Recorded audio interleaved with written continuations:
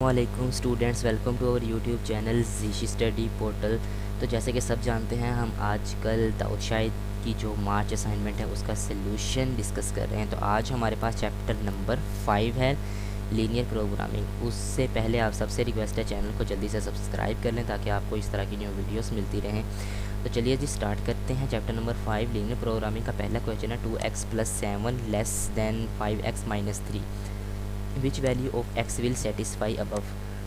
तो ऐसी कौन सी वैल्यूज़ हैं यहाँ पे जो ऊपर वाली जो हमारे पास वैल्यू दी गई है उसको सेटिस्फाई कर सकें। तो आंसर यहाँ पे दिया हुआ है जी हमारे पास x greater and equal to 5।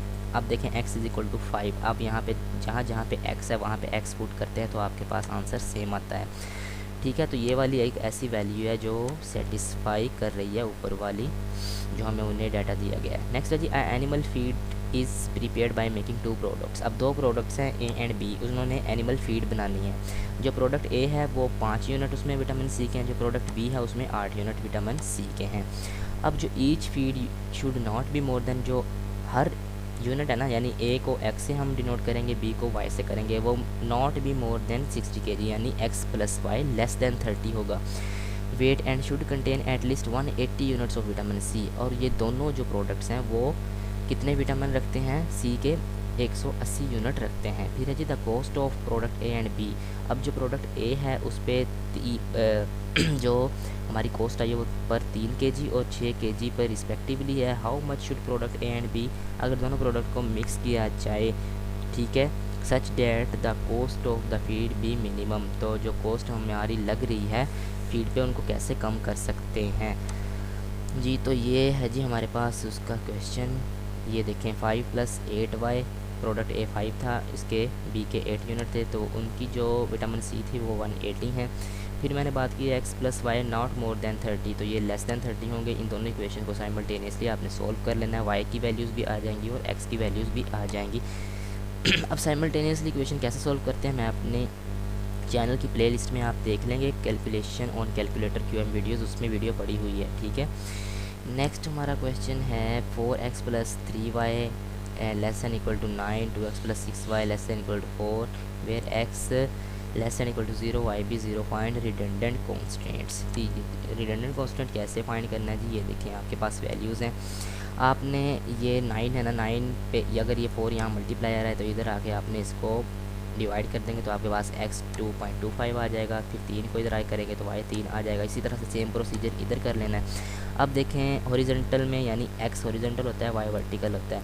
ठीक है, तो x हमारे पास 2.25 है, यानी ये यहाँ पे हॉरिजॉन्टल में आ रहा है हमारे, जो हमने x एक्सिस और y एक्सिस बनाए हुए हैं, और y जो है इसमें 3 आ रहा है। तो ये हमारा फिजिबल रीजन नहीं बनता, तो ये हमारा फिजिबल रीजन बन रहा है। इसी तरह से जो हमारी ये वैल्यूज़ है ना, ये हमारा रिडंडेंट कांस्टेंट है।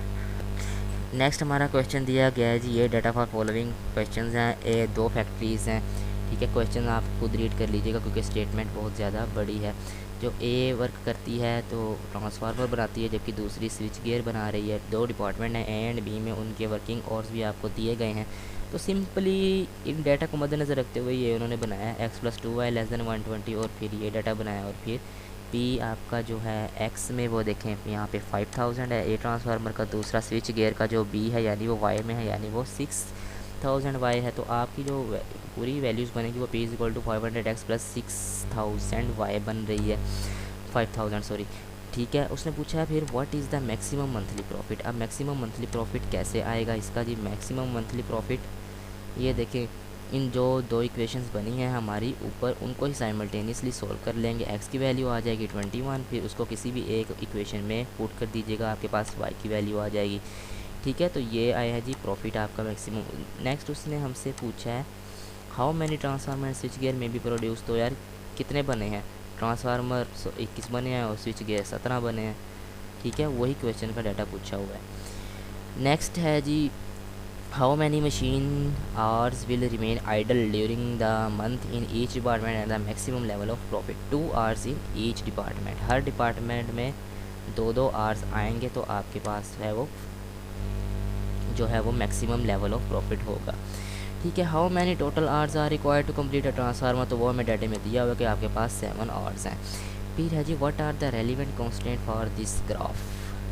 अब देखें जी, सीधी सी बात है, ये आपका है फिजिबल रीजन बन रहा है। आंसर उन्होंने दिया है हमारे पास, ये दिया है जी आंसर, ठीक है। अब इसको उन्होंने कैसे सॉल्व किया है, वो सॉल्व किया है इस डाटा जो आपके पास ये ग्राफ्स में शो किया गया है उसी को मद्देनज़र रखते हुए, ठीक है। तो आपने इस डाटा डायग्राम को देखते हुए ये भी देख लेना है। नेक्स्ट है जी, if the objective function is Z is equal to 1500x plus 2000y then optimum solution. अब ऑप्टिमम सोल्यूशन कैसे बनाते हैं जी, तो आइए देखते हैं। ये है जी, उन्होंने वैल्यूज़ दी हैं 3x प्लस 0.6। अब इसको परसेंटेज से हटा के 0.3 और 0. उसमें ले आए हैं जी, लेस दैन इक्वल टू 9.6। फिर 50x plus 50y is equal to 1000 जो हमें क्वेश्चन में हमें डाटा दिया गया है जी ठीक है। ये उसका नीचे हमें ग्राफ भी शो हो रहा है। अब ये देखें 50x plus 50y less than उसने कहा था जी हमारा 1000 है। यहाँ पे हमने वैल्यूज़ जो हैं वो लेट कर ली हैं, x की वैल्यूज़ आई हैं, ठीक है। इसी तरह से भी किसी भी इक्वेशन में आप x की वैल्यूज़ पुट करके आप y की वैल्यूज़ भी निकाल सकते हो। तो सिंपली जो उसने पूछा जी ऑप्टिमल सोल्यूशन, अब ये देखें 1500x प्लस 2000y। अब फॉर 14 और 7 के लिए ये देखें जिस तरह यहाँ पे 14 और 7 आया था, इसके लिए ऑप्टिमम सोल्यूशन निकालना है तो x की वैल्यूज़ हैं जहाँ वहाँ पे 14 पुट कर दें, y की वैल्यूज़ में 7 पुट कर दें, आपके पास ये आंसर आ जाएगा, ठीक है। अब दूसरी साइड पे जो लेट करके हमारे पास वैल्यूज़ आई थी x की और y की, फिर उसको अब x में 8 पुट कर लें और y में 12 पुट कर लें तो आपके पास ये आ जाएगा। So optimum solution is 8 and 12। Optimum solution मतलब जिसका हमारे पास प्रॉफिट ज़्यादा आया है उसका ऑप्टिमम सोल्यूशन ज़्यादा है। इसका 35,000 था, इसका 37,000 है, तो ये ज़्यादा ऑप्टिमम सोल्यूशन पे है।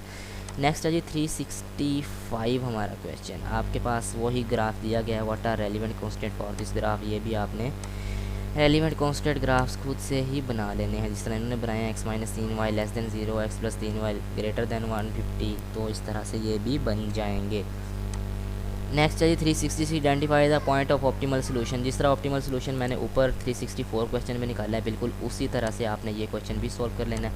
अब देखें फिर ये क्वेश्चन रिपीट हो रहा है जी, फिजिबल रीजन दिया हुआ है आपको, आप लोगों ने फॉलोइंग कॉन्स्टेंट्स बनाने हैं। अब कैसे देखें, x y plus greater than 8। अब ये ग्राफ 8 में है, यहाँ पे भी ये 8 में जा रहा है, तो फिजिबल रीजन इसमें भी आ रहा है, ठीक है। फिर इसके बाद है जी 2x plus y greater and equal to 12। अब ये देखें ये 12 तक भी जा रहा है, 12 वाले हिस्से में भी फिजिबल रीजन आपका है और 10 वाले में भी आपका रीजन आ रहा है, तो इसका आंसर ये बनेगा। फिर जी एक नीचे डाटा दिया गया है काफ़ी सारा, यार इतना सारा डाटा दे के उसने हमसे पूछा क्या है जी, what is the objective function. यार ये भी कोई क्वेश्चन है, ये ऑब्जेक्टिव है जो टोटल हमारी वहाँ पे निकली हुई है प्रोसेस करके जो हमें प्रॉफिट मिला है। 2000 है, एक्स आ जाएगा, 5000 है, वाई आ जाएगा, तो ये सिंपल इसका ये आंसर है बीटा। फिर नेक्स्ट उसने पूछा व्हाट आर द कांस्टेंट। अब कांस्टेंट वैल्यूज़ को मद्देनज़र रखते हुए बना लें कि जो मतलब इतने सारे वर्कर काम कर रहे हैं, मैक्सिमम वर्कर 480 आ रहे हैं और दूसरी तरफ जो लेस देन में आ रहे हैं वो जो वीक प्रोसेस के हैं वो 540 आ रहे हैं, ठीक है। अब ये देखें यहाँ पे 480 आ जाएगा, 3x प्लस 4y कैसे आया जी, ये इस तरह से ये वाला 3 आ जाएगा, ये वाला 4 आ जाएगा, इस तरह से आपने वर्कर्स को मैचिंग करके उनका कांस्टेंट बना लेने हैं। नेक्स्ट डाटा दिया है मैन्युफैक्चर प्रोड्यूस। यार ये नेक्स्ट वीडियो में करेंगे, तब तक यहाँ तक वीडियोस को देखें, कुछ समझ नहीं आता तो कमेंट सेशन में लाजमी बताएं, चैनल को सब्सक्राइब कर लें। शुक्रिया, अल्लाह हाफिज़।